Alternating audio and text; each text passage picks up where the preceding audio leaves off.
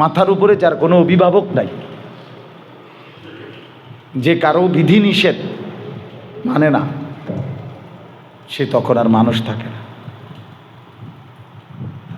মানুষ থাকে না। যখন সে কাউকে পরোয়া করে না, তখন আর সে ইনসান হয় না, সে হাইওয়ানই হয়, জানোয়ারই হয়, চতুষ্প জন্তু হয়। আফারাআইতা মান ইত্তাখাযা ইলাহাহু হাওয়াহু, আল্লাহ তাআলা কোরআনুল কারীমের মধ্যে বলে, বন্ধু, যে তার মনের ইচ্ছাকে নিজের খোদা বানিয়ে ফেলেছে, তো আমি তাকে 3টা শাস্তি দেই।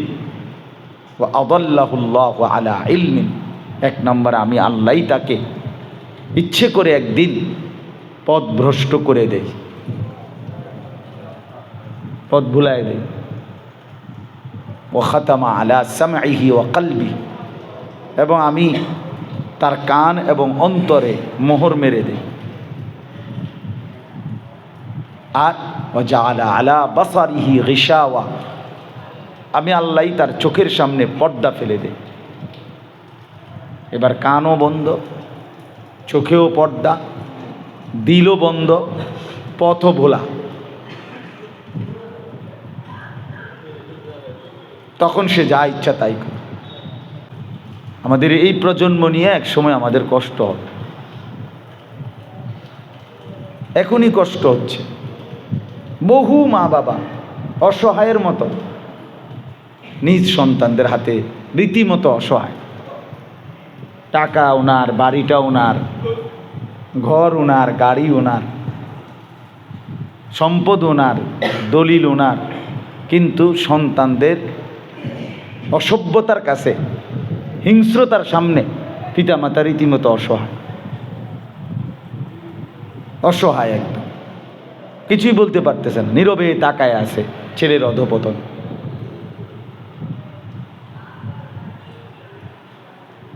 আমার এক পরিচিত মানুষ বলতেছে যে হুজুর, আমার অনেক বড় পয়সাওয়ালা মানুষ, আমার ঢাকা শহরে হুজুর 4টা বাড়ি, কোটি কোটি টাকার মালিক, আমার একটাই ছেলে। হঠাৎ করে রাস্তার ফুটপাতে থাকে এক লোক, ওই ববগুড়ে লোকটার মেয়ে ওরে ঘরে নিয়ে এসে পড়ছে, যে এটা বলে হের বউ, হের ফ্রেন্ড। উনি এমন কান্দলো, হুজুর আমার জীবনে আর রইল কি, আমি সারাটা জীবনের কষ্টের অর্জন, আমার একটাই ছেলে, সেই ভবঘুরে একটা রাস্তার একটা লোকের একটা মেয়েরে সে বলে তাকে প্রেম করে ঘরে নিয়ে আসছে। এখন কাউকে বলতেও পারি না, সইতেও পারি না, মনের দুঃখে নিজে নিজে কাঁদি। এই যে যথেচ্ছ অবাধ স্বাধীনতা ভোগ করতেছে ছেলেপেলেরা, এটার পরিণতি কিন্তু মুশকিল হয়। ছেলেরা, এই তোমরা যারা ভিতরে বসছো, তোমগরও বলি ভাই, আমিও অনেক বলছি, খুব বেশি দিন নাই, এর পরবর্তী জেনারেশন তোমাদের হাতে। অল্প কিছুদিনের ব্যবধানে তোমরাই বিবাহিত হবে, তো তখন আরেকটা জেনারেশন তোমাদের হাতে আসবে, তখন টের পাইবা নিজেদের এই অসভ্যতার পরিণতি কি। তোমার জেনারেশন যখন তোমার ফাঁসাত লাথি দিব, তখন তুমি টের পাইবা। তোমার জেনারেশন যখন তোমার ঘরে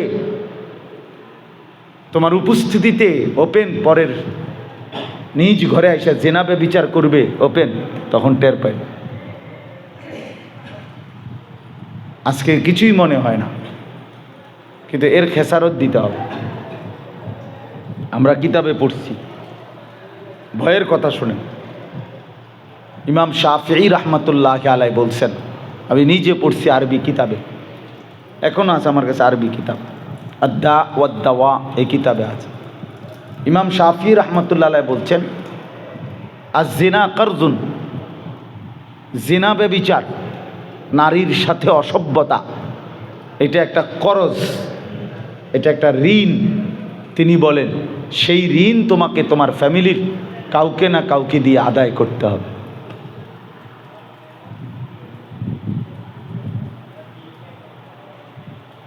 তুমি জানো না এর খেসারত তোমাকে দিতে হবে দুনিয়াতে। পরিবারের তখন মনে হবে জিন্দেগি কত কষ্ট। আল্লাহ নবী সাল্লাল্লাহু আলাইহি ওয়াসাল্লাম ওই যুবককে এটাই বলছিলেন, মনে করাই দিয়েছিলেন। একজন যুবক আল্লাহ নবী সাল্লাল্লাহু আলাইহি ওয়াসাল্লামের কাছে আইসা বলছি, ইয়া রাসূলুল্লাহ, আমাকে জেনা করার অনুমতি দেন,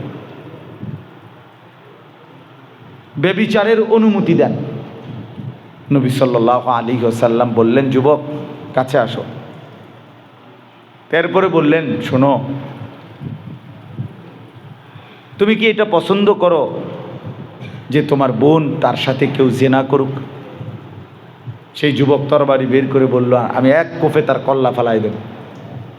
আল্লাহ নবী সাল্লাল্লাহু আলাইহি ওয়াসাল্লাম বললেন, তাহলে তুমি তার সাথে জেনা করতে চাচ্ছ, সেও তো কারো বোন, সে কিভাবে তোমার এই অপকর্ম সহ্য করে নিবে?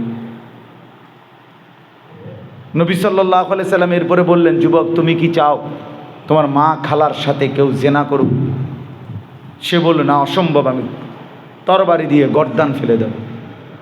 আল্লাহ নবী সাল্লাল্লাহু আলাইহি সাল্লাম বললেন, তুমি যার সাথে জেনা করতে চাচ্ছ সেও তো কোনো কারো না কারো মা বা খালা, সে কিভাবে সহ্য করবে? এইভাবে নবীজি একটা একটা করে তার আপনজন নারীদের কথা বলে তার বিবেক জাগাইতে চাইছে। এক পর্যায়ে সেই যুবক বলল, ইয়া রাসূলুল্লাহ, আমি বুঝতে পেরেছি, আমি আল্লাহকে সাক্ষী রেখে বললাম, এই গুনার রাস্তায় আমি আর কোনো দিন যাব না। তখন আল্লাহ নবী সাল্লাল্লাহু আলাইহি ওয়াসাল্লাম ওই যুবককে কাছে আইনা বুকের মধ্যে হাত রাইখা 3টা দোয়া করছেন নবীজি। এই যুবক সাহাবীর জন্য 3টা বাক্য বলছে নবীজি, দোয়া করছে আর কি ওনার জন্য। আল্লাহুম্মা গফির যামবাহু, 1 নম্বর বলছে, আল্লাহ যুবকের গুনাহ পিছনের মাফ করে দেন। 2 নম্বর, অতাহির কলবাহু, আল্লাহ এই যুবকের দিল পবিত্র করে দেন। 3, ও হাসিন ফরজাহু, আল্লাহ তার লজ্জাস্থানকেও পবিত্র রাখবার তৌফিক দান। কি শানদার দোয়া! আল্লাহ যুবককে মাফ করে দেন, যুবকের দিল সাফ করে দেন, যুবকের লজ্জাস্থান পবিত্র রাখেন। নবীজির দোয়া। এজন্য রাসূলুল্লাহ সাল্লাল্লাহু আলাইহি ওয়াসাল্লাম বলছেন, ইয়া শাবাবা কুরাইশ, হে কুরাইশের যুবকগণ, গুদ্দু আবসারাকুম, তোমরা তোমাদের চোখ নিচের দিকে নামিয়ে রাখো। ওয়াহসানু ফুরুজাকুম, তোমরা তোমাদের লজ্জাস্থান হেফাজত করো। এভাবে নবীজি ডাক দিয়ে আলাদাভাবে বলছে। এক যুবকের চরিত্র তার জিন্দেগির সবচেয়ে বড় সম্পদ, সবচেয়ে বড় নেয়ামত। সেই যুবককে দিয়েই কিছু হবে যে চরিত্রবান।